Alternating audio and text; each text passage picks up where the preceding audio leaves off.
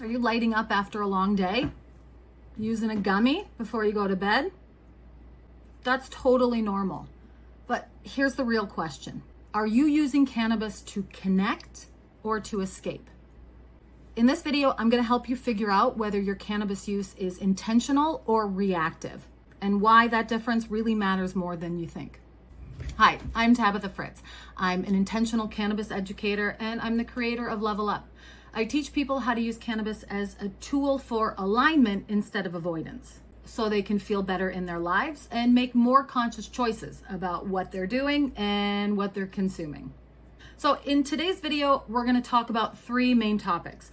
Number one, the three key signs of reactive cannabis use. So how you can know if you're using it reactively instead of intentionally. Number two, we'll talk about what intentional cannabis use actually looks like. Like, what does that mean? What does that look like? How do you do that? And then number three, we're going to talk about a simple self-audit framework that you can use to shift your relationship with weed starting right now. Okay, so let's start with a hard truth. Most cannabis consumers are not using cannabis intentionally. They're using it as a reaction to stress or anxiety or boredom, right? Most of the time, people use cannabis as a way to relieve their stress, which can be an intentional use, but it may not be one that they've thought about ahead of time, and perhaps it's the only method of stress relief they're using. It can also be a way to deal with anxiety, but if you're using it without intention, it can actually exacerbate your anxiety and make it a whole lot worse. It can make you feel uncomfortable and on edge and uneasy if you're not intentional and you're not using it in the way that works best to treat anxiety. And in terms of boredom, like how many of us have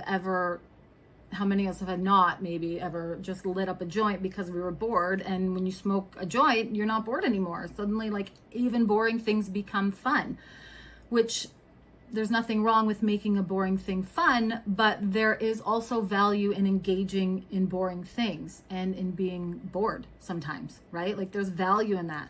My daughter sometimes comes to me and she says, "Mom, I'm bored." And I tell her only boring people are bored. Like, go find something to do. If you're bored, that's because you need to fill that with something. Be creative, come up with something new, do something different, think of a thought in a new way, right? Don't use cannabis to cover up your boredom.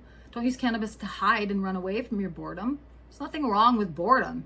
Don't be afraid of it. Okay, that's a little bit of an aside.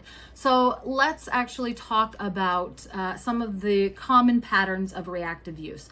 And so you might notice these patterns in yourself, in your own consumption, or you might notice these patterns in other people around you. But these are, if you, not just one time, but it's a pattern, right? Like, if you see this happening over and over again consistently, it's probably something to look at a little deeper into.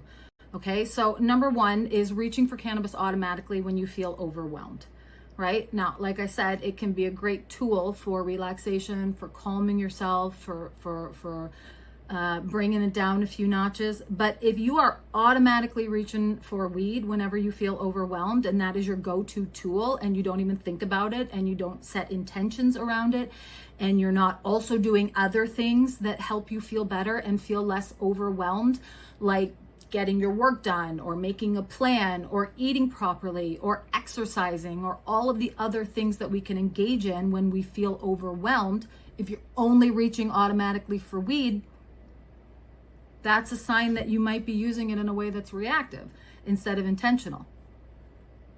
I don't know, you're the one doing it, not me. Don't get mad at me. All right, number two, using it to numb discomfort without addressing the root cause. This is a classic one for like every kind of substance that takes us out of ourselves and makes us feel differently, right? It can be for prescription medications. It can be for alcohol. It can be for weed. It can be for recreational drugs. It can be for food. It can be for shopping. It can be for gambling. So like all of these other like potentially addictive behaviors that allow us to numb whatever discomfort we're feeling without actually addressing the root cause, that you see a pattern of that, that's a reactive use. That is not intentional use of cannabis or of any other substance or behavior that allows you to numb your discomfort. right? Like we can use all kinds of things to numb our feelings, but that doesn't mean it's beneficial for us. So if you find that you're consistently using weed to numb your discomfort, that's a sign of a reactive relationship with cannabis, an unhealthy relationship with cannabis that you may want to examine. And then the third sign of reactive use is that you need it to fall asleep, eat, or feel normal. Right now, this one is a little like, it depends, right? Because there are a lot of medical consumers who truly do require cannabis to sleep or to eat or to feel normal, right? And so if you have a medical condition and you're consuming cannabis for that, that's not what I'm talking about. But if you do not have any kind of medical condition and you're consuming it this way without intention, and it's not super therapeutic because it's something that's ongoing every single time, that's probably something that you need to examine, right? You need to look at that. Why are you using cannabis every single time you're engaging in this activity? What's going on? There's some other thing happening that you need to look at, right? So these habits that we've covered, they're not wrong, they're just not conscious, right? They keep you stuck in a loop, in a reactivity loop, in a habitual loop. You're doing the same thing over and over again. You're not paying attention. You're not being conscious. You're not being intentional. So here's what intentional use looks like. Number one, choosing cannabis for a specific purpose. I'm not numbing my feelings. I'm maybe relaxing. I had a really stressful day. I'm going to smoke a joint to relax. And then I'm also going to do other things that help to relieve my stress. I'm going to talk to, my partner or my friend. I'm going to work out. I'm going to eat some healthy food. I'm going to play with my dog. I'm going to take a walk in the park, right? So it's part of a series or a system of activities or things that you do for that purpose, whether it's relaxation or sleep or creativity or productivity or focus or reducing anxiety or whatever it is. It's a tool that you use as along with other tools for that specific purpose. Okay, it's not a panacea. It's not fixing everything. You're using it for a specific purpose. That's intentional use. Number two, you're matching your dose and your format and your setting to that purpose. If you're saying that you're using cannabis to relax and that's what you want to do, then you're not going to the mall and smoking right before you walk into the mall. That's not relaxing. That's not going to help you. That setting is all wrong, right? Or if I'm saying I want to use cannabis to reduce my inflammation after I'm at the gym, I'm going to choose a product with CBD. I'm not going to choose a product with CBN, which is a cannabinoid that makes you fall asleep. The choice of product wouldn't match the outcome that I'm looking for, right? You got to match your product choice to the outcome that you're looking for. And then number three, you reflect on how your body responds to that product and that dosage, and then you act accordingly. If you took something and it did not work for the purpose you were attempting to use it for, you don't just keep using it. You don't just do it again. You go find something different that works, right? That's the value and the benefit of keeping track of your cannabis consumption, of keeping track in a journal of what you've consumed, how you felt before, how you felt afterward, etc. All right. If you keep track in a notebook, I have a free downloadable journal template that you can use in the description. You can download it and use it to keep track of your consumption so that you know exactly what you're consuming and how it makes you feel so that you can make better choices going forward. Now, intentional cannabis use is about alignment. It's an act of alignment. Okay. It's getting you aligned with your energy. It's letting you check in instead of checking out. All right. You're partnering with this plant instead of outsourcing your power to it. You are partnering with it so that you can live your most energetically aligned and your fullest expression of your life. You can use cannabis as a tool to accomplish the things that you came here to this planet to accomplish. Right? That's how you partner with the plant. That's how you use the plant to become more powerful instead of outsourcing your power to the plant and being like, this plant, I'm just going to give my power away to the cannabis plant. And just whenever I'm feeling bad, I'm just going to, take it, whatever. That is giving your power away. And you are a sovereign being. So take your power back and use the plant as a tool for connection. That's what it's for. Okay? To connect with yourself, connect with your body, connect with your emotions, your mind, your spirit, your soul, your higher self, whatever it is for you. That's what the plant is about. It's all about connection.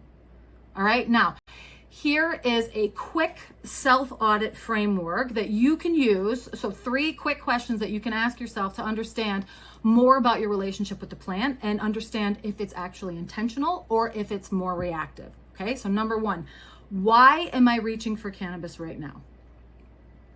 What is my intention? Have I set an intention? What am I doing? What am I looking to get out of this? What am I looking for? What is the experience that I'm looking to have? Okay, have I thought about that? Why am I reaching for cannabis? Number 2, what do I want to feel or stop feeling?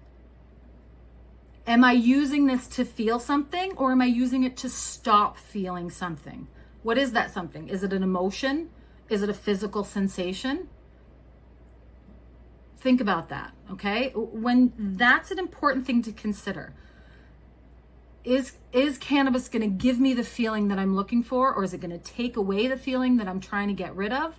Because it's not. It doesn't take away your feelings. It might mask them, but guess what? When the effects wear off, those feelings are still going to be there. You're still going to have to deal with them. Okay? So you can use cannabis as a tool to tap in to yourself and figure out more about what's going on. Or you can use it to run away and escape, but that's not a healthy way to use it, okay? You want to use it to tap in. And that's the 3rd question. Is this helping me come back to myself or escape from myself? We're not looking to escape from ourselves. We're looking to become fully embodied. We are looking to actually become the beings we came here to be. So that we are our spirits, our minds, our emotions are fully embodied within this body. Cannabis can help you do that, but it can also help you escape if that's what you're using it for. And if you're using it without intention and not paying attention to how it makes you feel and how it interacts with your body, then there's a good chance that you're using it to escape, right? So before you have your next cannabis session, try journaling about these 3 questions, all right? Just write them down. And then write, like, stream of consciousness, your responses to them. The answers might surprise you. You might really be surprised about what you find if you try doing that. Okay, so those 3 questions again, in case you forgot to write them down earlier. Why am I reaching for cannabis right now? What do I want to feel or stop feeling? And is this helping me come back to myself or escape from myself?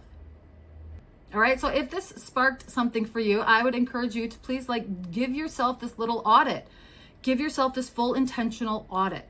It's 3 questions, write them down, think about it, journal some responses, right? And then really reflect on that. Like, what is that? Do you like that? Do you like your responses? Do they feel good? Do they feel aligned with who you are? Do they feel like something that you can carry forward, that you want to continue? Or does it feel like something's off a little bit? Because if something's off a little bit, that's okay. We can adjust. You don't have to keep doing what you've been doing, especially if it hasn't been working for you. Change it up. Do something different. Okay? I've got lots of free tools and resources. I have some paid tools and resources available for you on your journey in the description below. Check them out. And like, download stuff that helps, right? There's lots of stuff there for you. If it helps, download it. If it doesn't, don't get it. Whatever. Right? You can't always control how you feel, but you can choose how you're going to support yourself. So intentional cannabis use is one of the best ways that you can do just that. I'll see you next time.